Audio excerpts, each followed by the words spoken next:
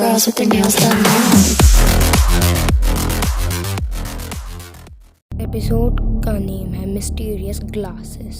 और guys episode की शुरुआत में हम सभी लोगों को मित्सी दिखाई जाती है जो हिरोशी से कहती है कि आप नहाने जाएं, और हिरोशी उसके हाथों में गंदे सॉक्स को पकड़ा देता है और वो सिंचैन को अपने साथ बुला लेता है नहाने। और फिर उसके बाद हिमावारी भी डैड के सॉक्स सूंघ के काफ़ी ज़्यादा बेहोश हो जाती है, और फिर सिंचैन की मॉम उनके सॉक्स को धोने डाल देती है। और फिर वो हिरोशी से कहती है कि आप अपने सॉक्स को थोड़ा साफ रखा करें। और फिर अगली सुबह वो सिंचैन को उठा रही होती है, और दूसरी तरफ हिरोशी अपने ऑफिस में चले जाता है और सिंचैन वॉशरूम में ही सो जाता है।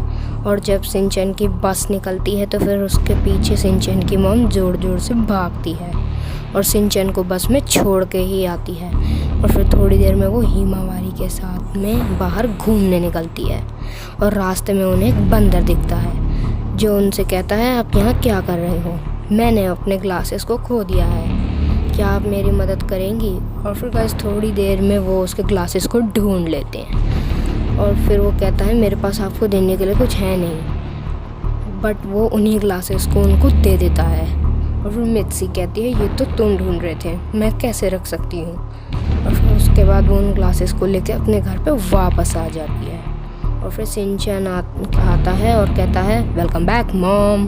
और वैसे उसके बाद जब सिंचैन अंदर आता है तो सिंचैन की मॉम को दिखता है कि उस चश्मे की मदद से सिंचैन किसी मूवी के हीरो के जैसा दिख रहा हो। और जब हैरी भी घर आता है तो फिर वो भी किसी मूवी के हीरो के जैसा दिख रहा होता है।